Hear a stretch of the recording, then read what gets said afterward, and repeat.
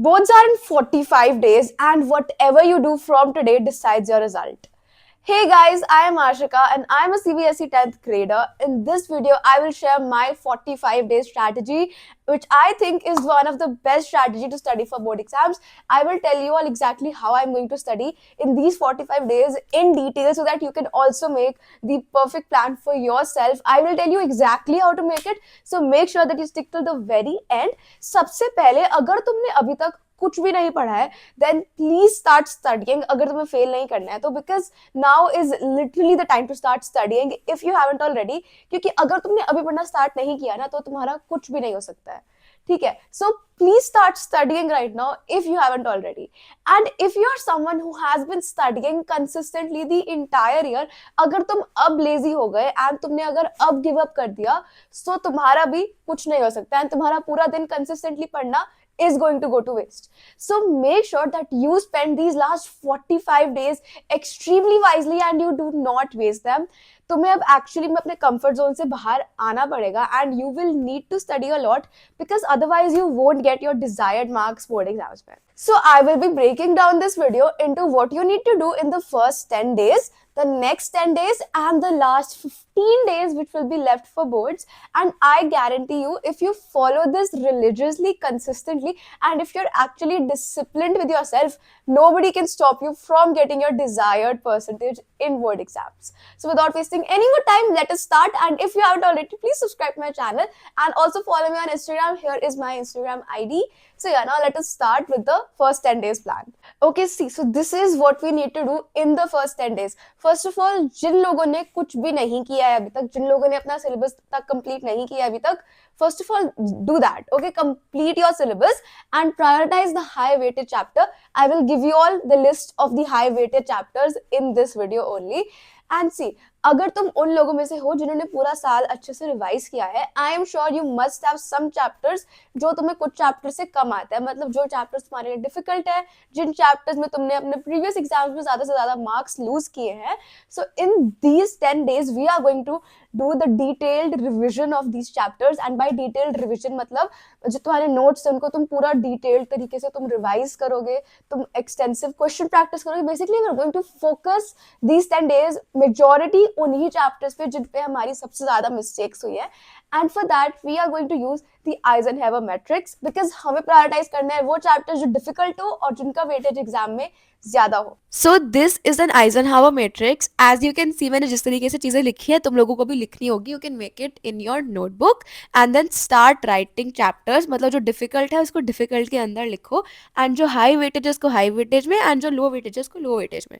I will give you all a list of the high weightage chapters further in the video. तुम इसको subject wise भी बना सकते हो कि हर subject के लिए अलग, और अगर तुम्हारे पास like difficult chapters की list बहुत ही ज़्यादा कम है तो तुम सभी सब्जेक्ट्स का एक ही साथ बना सकते हो. It totally depends on you, but make sure you prioritise the chapters which are difficult and high weightage first. उसके बाद जो ईजी है but high weightage, and then move on to the low weightage chapters. So let me tell you Eisenhower matrix से हमें revision कैसे करना है. We can not waste a lot of time revising. So when I say detailed revision, देखो अगर ऐसा chapter है जो तुम्हें अभी अच्छे से नहीं आता है या जिसको तुम्हें लगता है कि एनसीईआरटी से पढ़ने का कोई फायदा नहीं है, just watch a really good lecture on YouTube for that chapter क्योंकि YouTube पे बहुत अच्छे lectures हैं. Normally I prefer to watch अलग सर के lectures for like science and generally मैं science का ही lecture देख रही होती हूँ. Maths के लिए I never really watch lectures. If I do, I watch उड़ान के like ऋतिक सर के lectures अगर मुझे कोई lecture recap करना है. SST का also I generally do not prefer watching a lecture because it is always best to read NCERT for SST क्योंकि उसमें तुम्हें ज्यादातर चीजें ऐसी होंगी जो तुम्हें याद करनी होगी. ठीक है, सो ये पहला चीज हो गया. The next thing is when we are revising, make sure you are practicing active recall. You're not just reading. Do this. Okay, close the book and recall everything that you have just read. And even if you have not read anything, ठीक है, just read the subtopic and recall everything in your head. उससे भी better है get a book side में, like get a notebook and write the keywords. उसके बाद go back to the book, just skim through the part and see if you have missed anything और not. If you have not missed anything मतलब तुम्हें सब आता है. अगर तुम्हारा कुछ भी मिस हुआ है, underline that and learn that again. So this way तुम्हारा फटाफट रिविजन हो भी जाएगा and you won't have to like read each and every word of the NCERT. Make sure तुम इस टाइम में अपने चैप्टर्स की एक्टिविटी, साइंस में जो है वो एक्टिविटीज जो तुम रिवाइज कर रहे हो, एंड जैसे एसएससी में जो छोटे छोटे डब्बे दिए हुए हैं उनको तुम रिवाइज करो जिनको तुमने पहले शायद मिस कर दिया हो. And make sure you're also consistently practicing your map work because we cannot ignore that as well. So this is the plan for the first 10 days. Now let us move on to the plan for the next 10 days. Also, guys, here is the list of the heavy weighted chapters for science, maths, and SST. So you can use this list to make your Eisenhower matrix. Anyways, I won't waste more time on this. Now let's move on to the plan for the next 10 days. अगर तुमने first 10 days का plan अच्छे से religiously follow किया है, so that means first 10 days में तुम्हारा पूरा सिलेबस अच्छे से रिवाइज हो गया है. And by that I mean जो चैप्टर जो तुम्हें प्रॉब्लम थी उन सबको तुमने रिवाइज कर लिया है. एंड अगर तुम्हारा सिलेबस अभी तक कंप्लीट नहीं हुआ था तो तुमने वो भी कर लिया है. Now for the next 10 days we are giving the 10 days to proper question practice. We are going to practice previous year questions. We are going to practice competency based questions. तुम इस 10 days में थोड़े थोड़े sample papers करना start कर सकते हो. Like देखो, अगर तुम्हारा सिलेबस पहले ही खत्म हो गया था then I would recommend कि तुम कर दो स्टार्ट सैम्पल पेपर्स प्रैक्टिस करना, प्रीवियस ईयर पेपर प्रैक्टिस करना. But make sure your priority is practicing questions ज्यादा से ज्यादा, because the aim is to do as much questions as you can. Like जितनी भी वैरायटी के क्वेश्चंस तुम कर सकते हो तुमने करे हो, ताकि जो एग्जाम में कोई भी क्वेश्चन आए वो तुम्हारे लिए न्यू ना हो एंड हर क्वेश्चन ऐसा हो which you have already practice. Because अगर ऐसा होगा तुम्हें सोल्यूशन इसका सोचना नहीं पड़ेगा, because you already know the solution. You just need to present it properly. if you're not someone who like can write for who can write a lot, make sure तुम in 10 days में अपनी writing की practice भी करो. अगर तुम question practice करो, make sure तुम answer लिख लिख के practice करो ताकि तुम्हारी side by side writing की भी practice हो. अगर तुम्हें already writing की practice है, we don't want to waste our time writing, then we'll just write answers in keywords. We'll just write the important keywords of the answer and check if the keyword is there in the actual answer, and if we are missing an actual keyword which might lose us marks in the exam. तो तुम्हें अपने हिसाब से practice करनी है. जैसे I am someone who can write a lot, so I will try कि मैं इन 10 days में लिखूं कम बट क्वेश्चन ज्यादा वॉल्यूम के लगाऊं. अगर तुम ऐसे बंदे हो तुम्हारा पेपर छूट जाता है तो मेक श्योर तुम राइटिंग की प्रैक्टिस ज्यादा करो ताकि तुम्हारी राइटिंग की स्पीड बढ़े, हैंड राइटिंग बढ़े, एफिशिएंसी बढ़े. तुम्हें आंसर लिखना है एग्जाम में अगर तुम्हें वो चीज नहीं आता है तो. So you need to customize your plan based on how you are and the problems that you have been facing in your previous examinations. Next thing is very important, we need to do maths की practice. देखो maths की practice तो हमें कभी भी बंद नहीं करनी है, चाहे तुम्हें मैथ्स आता हो ना आता हो. मेक श्योर तुम रोज कंसिस्टेंटली मैथ्स की प्रैक्टिस कर रहे हो, specially in these 10 days as well. देखो अगर तुमने पिछले 10 days मैथ्स कम पढ़ा है, okay now actually do maths, क्योंकि अगर तुमने डेट शीट अभी तक नहीं देखी है जो तुम्हें देख लेनी चाहिए, तुम्हारा पहला paper is going to be maths का. So you can not compromise on that at all. चाहे पहला पेपर हो या ना हो, you can not compromise on maths. And if maths is a weak subject for you, then please dedicate a fixed time for maths every single day. देखो अगर तुम्हें maths already अच्छे से आता है, तुम already पूरा साल अच्छे से पढ़ चुके हो, then maybe spend that time on some other subject जो तुम्हारे लिए ज्यादा difficult है. But if you are weak at maths, अगर तुम्हारे maths में बाकी subjects से generally कम marks आते हैं, please prioritize maths more. And the next thing is prioritize literature, because I know most of us have been avoiding literature the entire year, but literature is going to hold the same weightage as your other subjects when your percentage will be calculated. So please अपने हिंदी और English, अपने language subjects पे भी अब तुम लोग ध्यान देना शुरू कर दो अगर तुमने अभी तक नहीं किया है तो.